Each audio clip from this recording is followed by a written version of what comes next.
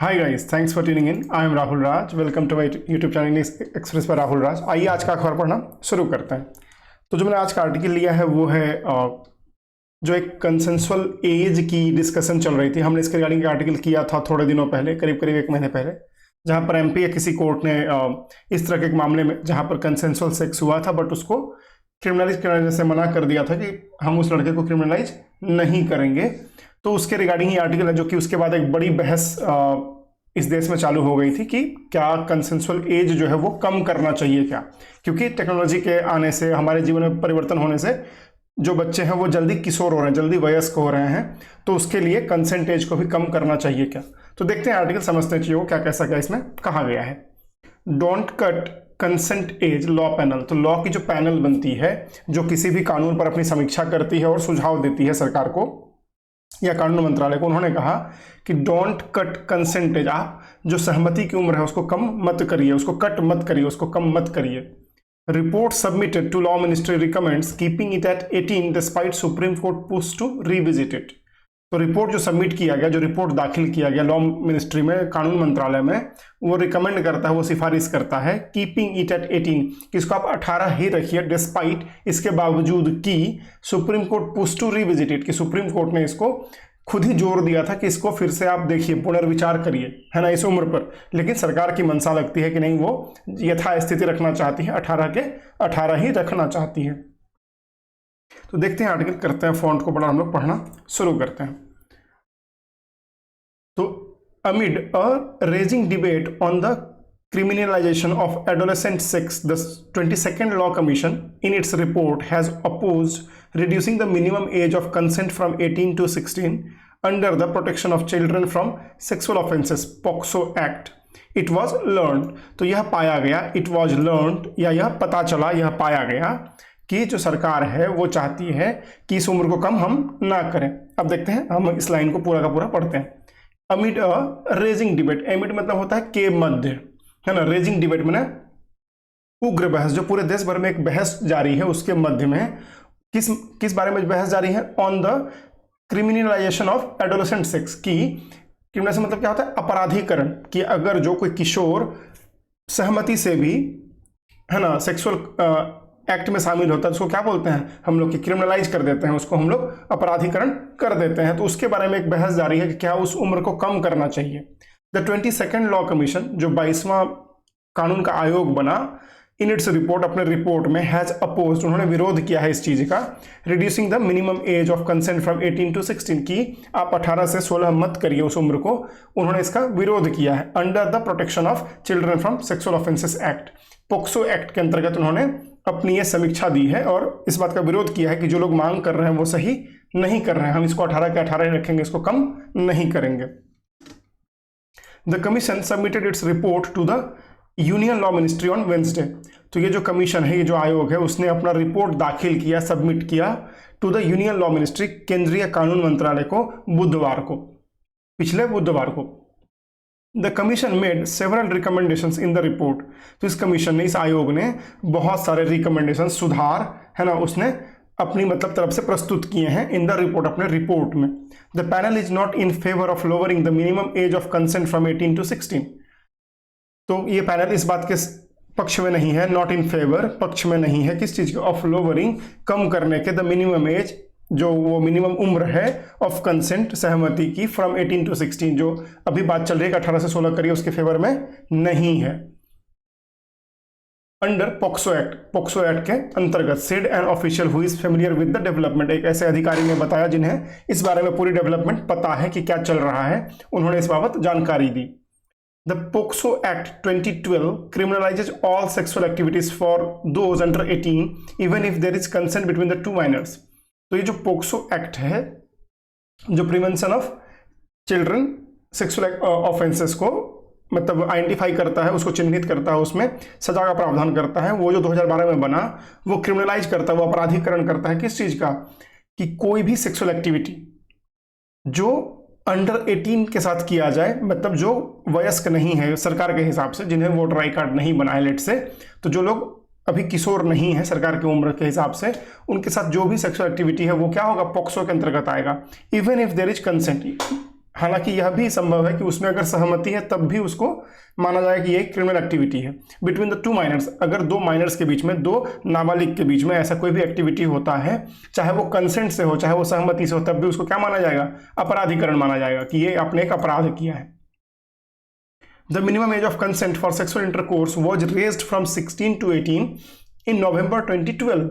तो 2012 में के नवंबर में इसका परिवर्तन हुआ था कि जो मिनिमम एज ऑफ कंसेंट था उसको 16 से बढ़ा करके 18 कर दिया गया था फॉर सेक्सुअल इंटरकोर्सेस, है ना। इस तरह के किसी भी संबंध के लिए जो मिनिमम उम्र थी सहमति की, या कानून के हिसाब से जो दायरा था वो 16 था 2012 के नवंबर से पहले, उसको बढ़ा करके क्या किया गया? 18 कर दिया गया।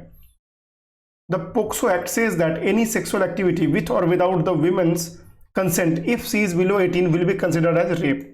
तो ये जो पोक्सो एक्ट है उसने ये नया नियम बना दिया कि जो भी कोई लड़की है या बालिका है जो 18 साल से कम की उम्र है उसकी, अगर उसके साथ कोई भी इस तरह की एक्टिविटी में शामिल होता है यद्यपि उसकी सहमति है तब भी यह रेप माना जाएगा। द पोक्सो एक्ट सेज, ये जो पोक्सो एक्ट है वह कहता है दैट एनी सेक्सुअल एक्टिविटी, कोई भी इस प्रकार की एक्टिविटी गतिविधि विथ और विदाउट द विमेन्स कंसेंट, जिसमें कि उस लड़की की इच्छा हो या ना हो, जिसमें वो सहमत हो या ना हो, तो दोनों ही केसेस में इफ सी इज बिलो 18, यदि उसकी उम्र 18 साल से कम है, will be considered as rape. उसको क्या किया जाएगा? सरकार मानेगी कि ये रेप ही है, राइट। चाहे वो लड़की सहमत हो ना हो, आप इस तरह की गतिविधि में अगर सम्मिलित है तो आप जाएंगे, right.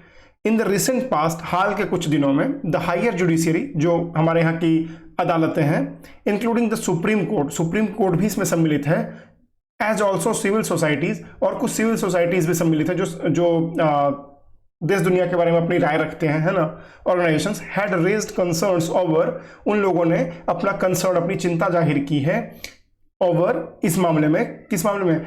Criminalisation of consensual relationship between adolescents. तो किशोरों के बीच में जो सहमति से कोई भी इस तरह की संबंध बनता है या गतिविधि होती है उसके बारे में उन्होंने चिंता जाहिर की है कि क्या उसको भी आप लीगल टर्म्स में रेप मान लेंगे, राइट। क्योंकि अब समय परिवर्तन हो रहा है, सब लोग जल्दी जल्दी बड़े हो रहे हैं, राइट, तो हमें उस उम्र को कम करना होगा, हम उसको उसी लेवल पर नहीं रख सकते।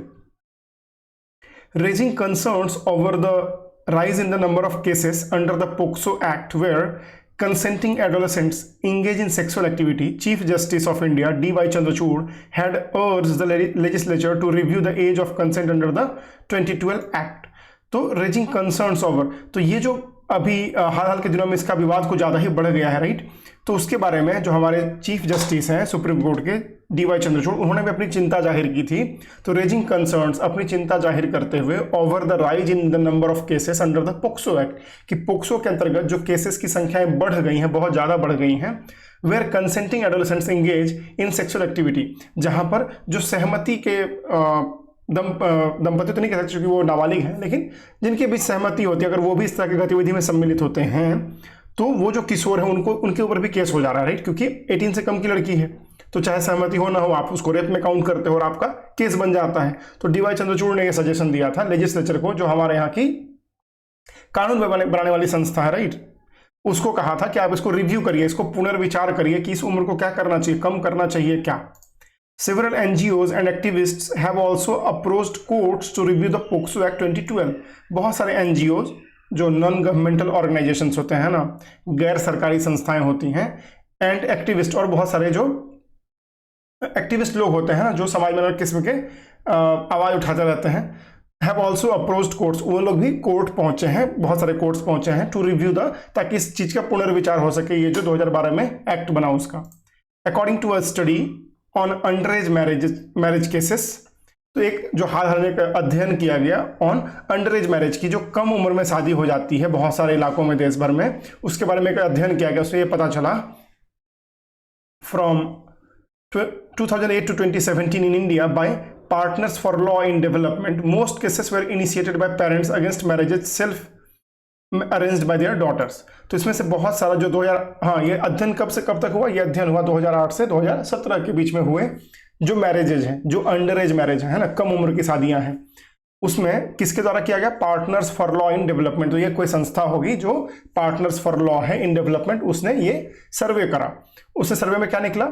जो मोस्ट केसेस वर इनिशिएटेड, जो इसमें अधिकतम मामले थे वो ये थे जिसका जिसको स्टार्ट किसने किया, इनिशिएटेड, जिसको आरंभ किसने किया, बाय पेरेंट्स, जो माता पिता उनके द्वारा, against marriages self arranged by their daughters, तो जिसमें कि बेटियों ने खुद से खुद के लिए शादी का अनुबंध रखा, या फिर जो वो शादी करना चाहती थी खुद के लिए खुद से, उसके खिलाफ जाते हुए माता पिता ने उसकी जल्दी शादी करवा दी कि समाज में नाक कट जाएगी। और जो एक टैबू है हमारे समाज में अभी भी, उसको लेकर के ये पता चला कि जो 2008 से 2017 के बीच में अंडर एज की शादियां हुई हैं, उसमें से अधिकतम वो हैं जिसमें माता पिता ने बलपूर्वक शादी करवा दिया। क्यों? क्योंकि बेटियों ने खुद के लिए खुद ही मतलब शादी का प्लान कर रखा था कि मुझे इससे शादी करना है, उससे नहीं करना, वो सब सारी चीजें। तो समाज में या जो घर में है एक्सेप्टेंस नहीं होने के कारण से पेरेंट्स ने क्या किया, जोर जबरदस्ती या फिर जल्दी शादी करवा दी। इन दीज केसेस, इन सारे मामलों में the husband may be jailed for up to 20 years under the POCSO law.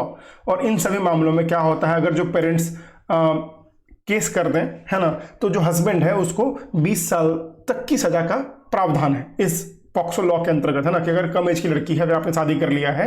Assam में भी एक अलग विवाद चल भी रहा है जहां पर वहां के सरकार ने मतलब ये ढूंढना शुरू कर दिया कि उनको लोग ने कम एज के लड़के से शादी किया है, तो इसमें 20 साल के सजा तक का प्रावधान है।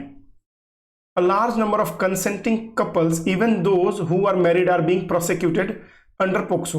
तो कह रहे हैं कि a large number of consenting couples, तो बहुत सारे जो कपल्स हैं जो कंसेंटिंग है, मतलब सहमति से रह रहे हैं या फिर उनका अपना रिलेशनशिप है, even those who are married, और बहुत से लोग वो भी हैं जो शादीशुदा हैं, आर बीइंग प्रोसिक्यूटेड, उनके ऊपर भी मुकदमा चलाया जा रहा है अंडर पोक्सो के अंतर्गत। तो हो सकता है कि कुछ लोग इसमें मान लीजिए जबरदस्ती शादी की हो, कुछ लोगों के अरेंज मैरिज हो, सब सारी चीजें, लेकिन तब भी उनके खिलाफ मुकदमा दायर हो रहा है अगर लोग चाहें तो, एंड उनको 20 साल तक की सजा का भी प्रावधान है जो कि हो सकता है।